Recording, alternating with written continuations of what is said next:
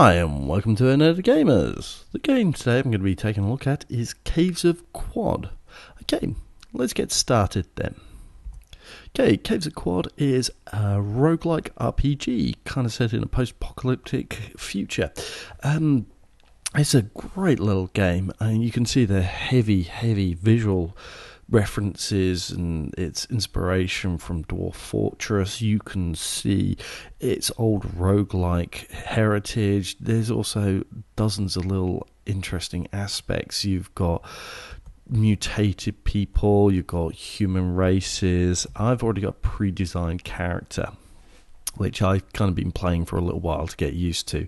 I mean, you kind of got the classic RPG, sort of going harking back down to the D&D with strength, dex, and constitution, core strength, agility, and toughness, intelligence, willpower. Sometimes could be referred to as wisdom, ego. Kind of it's your charisma based. There's slightly different terms for it, but it's essentially much the same thing. So it's a great little game. It builds the world map, and uses all the graphics. If this was released way back into the day, you wouldn't have told any difference, and it just shows the amazing level of skill that some people have been able to do with the stuff and what they would have been able to do back in the day. That might have been harder because it had a lot of procedurally generated languages rather than object orientated. So now what we're going to do first off is I've got a quest, and the quest is to go find some creatures. Well, I've got to find a specific creature, really. Oh, and there's some ruins just nearby. I've never really explored ruins, so this is going to be an interesting first-time look. Now, as you can see, up in the top right corner, we've got all of our character stats. So it shows I've got my strength, agility, and all the other bits. We've got my evasion, defense, and a few other bits and pieces. Now, not all of these I'm 100% familiar on. It might be relevant later on. And as you can see, I'm starting to get into the combat. The combat log is on the right hand side. Now that screen will shift from the right to the left depending on where you are on the map. So if you're on the right hand side of the map, shift over to the left. If you're on the left hand side, it'll shift over from the right, because the entire map screen is the entire length. And rather than like making the map smaller based on the GUI, well, I say GUI, it's not really graphical, it's a text-based interface, but based on where, rather than losing a whole chunk of the map based on that and trying to scroll, they just move that around, which actually makes quite a lot of sense. Now, in classical game, I am the @ symbol, and there you go, you can just see that GUI shift over. Oh, there we go, we just managed to land a critical hit on that creature, so it gives us a little, like, graphical alert and just a bit of text that flies off the screen. Now what I've done is there's some stuff on the floor. Food and water is kind of important in this game. You can starve to death, you can die of thirst. So time moves on relatively quickly, but not so much that you need to be constantly worrying about eating and all of that too quickly. You've got enough to be going on with. Oh, now there's just a random chest here. It's worth opening those up. Oh, look, there's a load of fresh water in there. If I press I, which is usually your standard inventory button, as you can see, it shows you your equipment, and I've only got 3 of these water skins of water. That's basically added another whole third of water. That's quite important. Now, I also picked up this blaze injector, so it lasts a half decent while. Heat damage ideal is increased. I'm weaker against cold, and I'm faster as well. Also, I can't heat up, but I do have to move around constantly or else lose the effects of it. So there's these little injectors which you can put into yourself, which gives you additional bonuses or temporary boosts. Now we've got part of this weird artifact which I've tried to identify, but I can't. I keep looking at it and there's nothing I can find out from it. Now those little heart symbols show where's damage being applied. If you get that up, it means either you or somebody else has had some damage applied. And I'm just going through this door here. The plus means it's a closed door. The other bracket means that it's an open door. Ooh, bloated leech. Just got to watch our health at the moment. Yeah, we're going to back off a bit. And we're going to level, but what I'm also going to do is I'm going to fire my gun.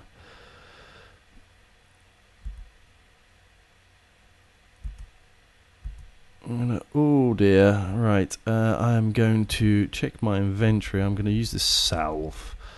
Might be too late. We did manage to kill it though. And it was pretty handy that I used that, or else I would have died. Now, these salves only last a handful of rounds, but it does provide massive and immediate boost to your health. There we go, just faded out, and just as well. What I was doing, that green stuff that you could see, was me firing off my slug projector, basically my rifle. Ooh. Stepped around the corner and got hit by this creature, whatever it is. The chitinous puma. Not doing too well here. Yes. We are going to take a slight detour, and if we run away for a bit, we can get some of our health back. I'm going to actually try shooting at short range. She got a hit on it that time. That was not the smartest of ideas. But we have managed to shake that creature off just for a moment. We're a little bit faster than this one, I think. So we've managed to extend some distance between us. So we're going to... Oh no, I've used all my 2 bullets for the gun. That was it. 2 whole bullets. What the hell? That was it, spraying acid everywhere. Yeah, as you can see, the game also is quite visual, and it shows you everything that's going on. What is that? That is a hostile. That's a tortoise. Quite dangerous tortoise, and that's almost killed us tortoise.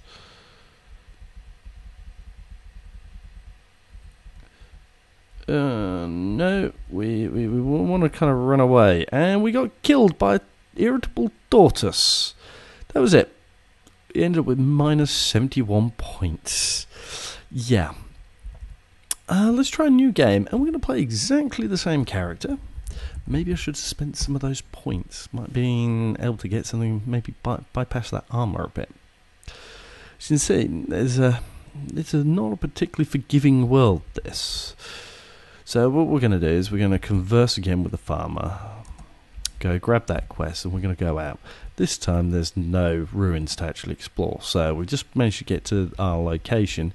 As part of the quest, I'll actually give you some experience points for getting to the location that you were supposed to get to. Now, I wasn't really worried about just leaping into all of these creatures. These are just baboons. Very, very weak. Can't really cause that much damage, and I'm going to heal up most of what they're going to cause me by the time I just get around wandering. The stones that they've got, which they can throw, aren't that damaging. Also means you don't get that much experience points either, but it's not exactly a real problem, and they don't usually have any other treasure, so it's not worth really checking out everything. Now, as you can see in this area, some of it's greyed out and some of it is in colour. The greyed out means that it's in darkness. You've seen it before, but you can't see it anymore. And we did manage to go up a level, which is quite handy. Get a few extra hit points, which is random per level. You can't re-roll. So if you suffer badly, that's it. And the reason why sometimes it goes into colour is because we're carrying a torch at the moment. And when it gets dark, you light up the torch, and so you can see everything around you. Salty water, lots of salty water. Not too useful. Now, in classic roguelike game, when you go fight a creature, you will sometimes find drops. And as you can see here, they're actually dropping. These creatures in this game actually drop quite a lot. And you'll find, yeah, why is this creature got all these weapons? It's like a massive amount of weapons. And some of these creatures actually live on the walls themselves, so you have to sometimes watch where you're going. Now, there's a load of armour, and unusually, a water skin. I've not seen those before, just as a drop. Now, we've got a limit of our carrying capacity. As you see, all the items have a weight in pounds. We can carry 390 pounds because we've got quite a strong character. We're currently using, if we go here, steel longsword, damage 1d8. Now we're going to need to get some more lead slugs. I think by the looks of it, we've got 3 at the moment. And we've got nothing else we can equip. But we do have a freeze grenade, we've got some leather boots, we've got a torch. Torch is last stages now. This is all going to be pretty much salty water.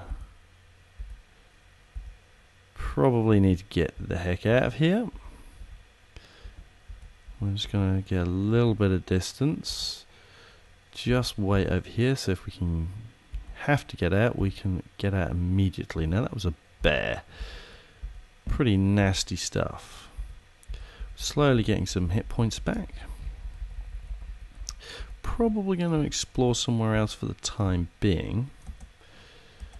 Get some of those arrows. There's nothing really we can use at the moment. There's an awful lot of water in this area. We need to get some more pickups. So we've got some stuff that we can actually take a look at now. Generally I just try and pick up a whole load of stuff and then bother to see. I suppose I could do slightly better if I actually paid attention to every single last pickup and organise it at the time. The Hermit, he's actually going to be quite tough. Just simply on the virtue he's going to have quite a bit of hit points. But we did manage to get him.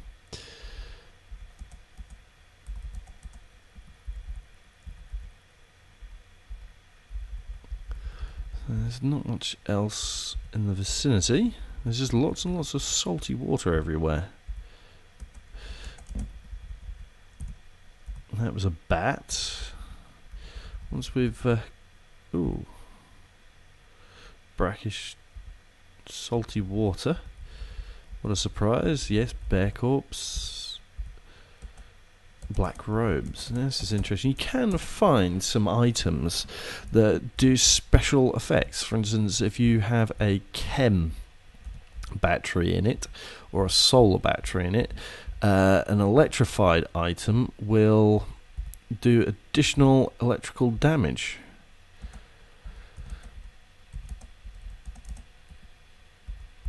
But it's only while it's powered. Well, no, we probably want to get out of here. We're going to fire off our gun. We're going to shoot these things.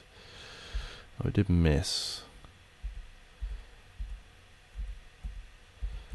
See if we can track him down. They're pretty nasty at a range, but they're not so bad when you can get up close to them. I still haven't actually, to be honest, got very far in this game. I have completed this first quest and I've completed a couple of other quests. It's not immediately important that you actually go take up the first quest, because with what you pick up you can, it's just finding some artifacts. You can just wander around and find artifacts in the vicinity. Yeah, see, we've got no rifles, we've got nothing for our hands, our feet are still using some of the best items we've got. We are probably going to want to go soonish back, because we are getting close to our weight limit. The reason why we'll go back is because we can sell off all of this. If we sell it off, we can then go buy some new equipment. Now what happened there, it's we just had a little bit of confusion. sometimes have some roots that appear which can actually scare you, and then you kind of lose control for a little while, but those same roots are affected by any sort of light, and so you kind of destroy them or at least disable them whilst that light is out. But also you can get some bits that allow you to see in the dark, so you won't necessarily always have a weapon, some light source with you. Let's try and kill that. That was close. Let's get a bit of healing before we decide to move on too much. You do heal at a reasonable rate.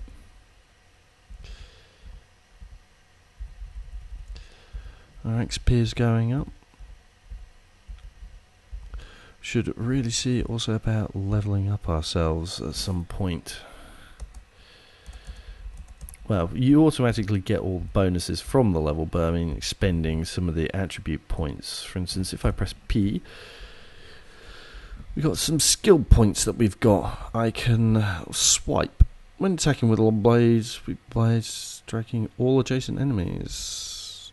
Oh yes, that looks nice. We're going to get hold of that. This is an active ability we have to use. So for instance, if I was to do this and go stances, windmill, on occasion I will attack both of those creatures. Now, didn't happen. Am I...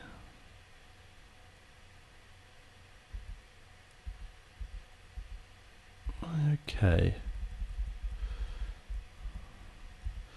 Yeah, we're going to retreat from there. And we almost died. We kind of need to get some... check out our equipment, see what we've got. We've got anything better than... our best armor is the chainmail. 3 points. Head. Still that. Left arm, we've got nothing. We've got nothing for our rifle. That is still going to be our best weapon. I think we've got nothing better than leather boots. We've got nothing that can float nearby either. Don't have any bandages, but bandages I think just heal up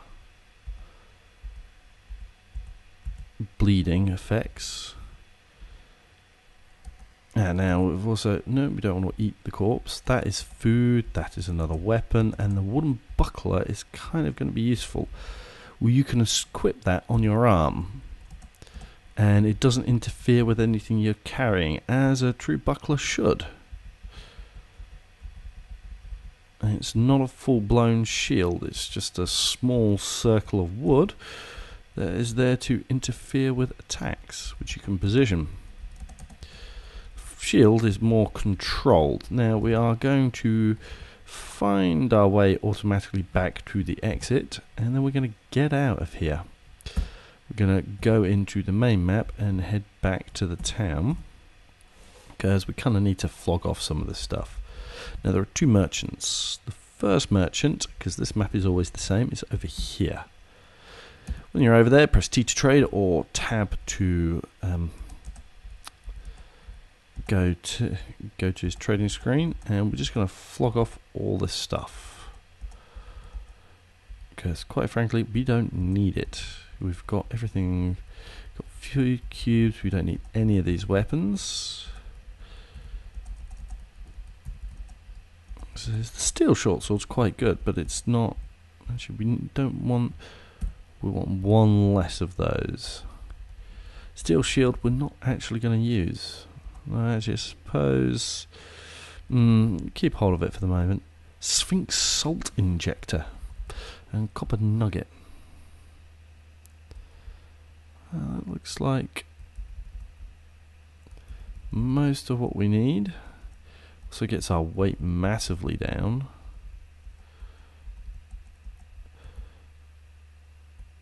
I don't think there's anything really there else we need, but so if we come over here, we'll want all the lead slugs. We might as well get all the arrows, because then we can use the bow that we're going to keep. We don't need leather armor, we don't need mask. Small flexed golden tube I think we can examine this. We can look at it. Yes, we don't know what it does. It's just a gold-flecked tube. Sandals of the River Wives. That looks... What does that do? Move speed increased. You know what? We're going to spend a load of money and we're going to get that. A floating glow sphere. Wow. Yeah, sure we can't afford that. That's very expensive. Now we want all the bandages. Oh, there you go. There is another good weapon. So, that is probably the best weapon there is there. Is there much else that we can sell? Which is worth nearly 200. I don't think there is. No, we're going to have to find some more equipment. But if we make this offer, they'll give us some fresh water, and it's a fairly even trade. Now what we can also do is we can now go over to this other side, not that far, but over here, find the entrance, and we want to speak to this thing over here. It's a machine. So we want to trade with it. No, there's nothing really we can use here. But if we talk to it, we can get a quest to find a knick-knack. And we've got a choice that we can give. We're going to give it a salve injector, because it will also complete the quest.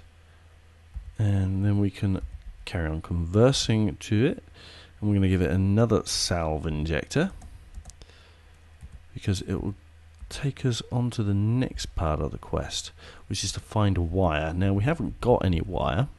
It's now asking us to find some very specific things, but it did give us a whole bunch of experience points. The experience points we can now spend. So we can now get lunge, which is a active ability. So I've got a couple of activated abilities. And also, if we go look at our abilities, some higher agility wouldn't be too bad.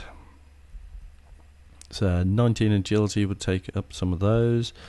Some of our combat abilities, we need some higher agility. 17 agility, see over here, 19 agility. So it's probably worth investing in the agility, because we've only got 16 at the moment. But we are going to actually put it in toughness to begin with.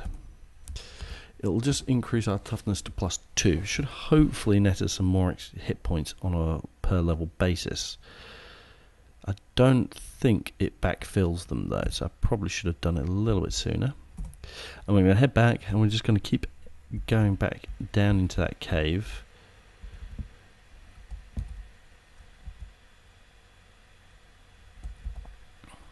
The nice thing is, because we know where one of the stairs down are, we can just hop straight over to it.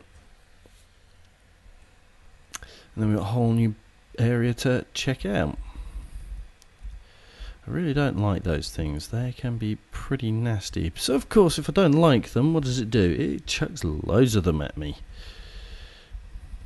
Of course. So if you're doing standard cave exploring, this is, as you can see, it's kind of a bit all over the place, but then it's kind of not supposed to be a natural cave formation rather than anything more planned.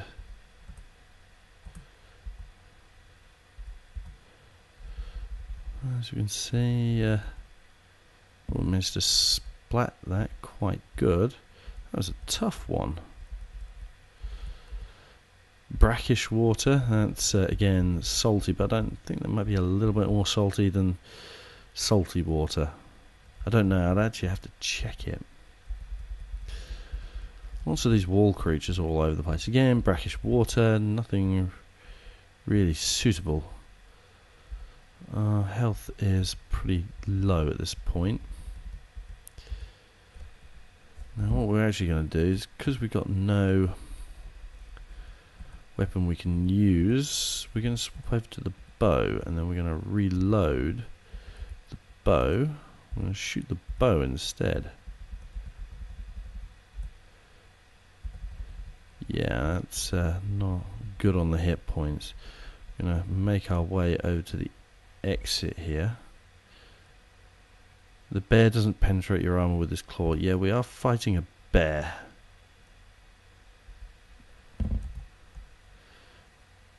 Right, we have escaped upwards, and it killed us. It apparently can attack from underneath you. Just changing zones is not enough. We managed to visit a whole 5 zones. Anyway, so this is a brief look at Caves of Qud. It's a very enjoyable game. I'm going to be doing some more of this from now and again, because it's a good little fun game just to kick around with when I've got some spare time. Okay, I hope you've enjoyed, and I'll see you next time.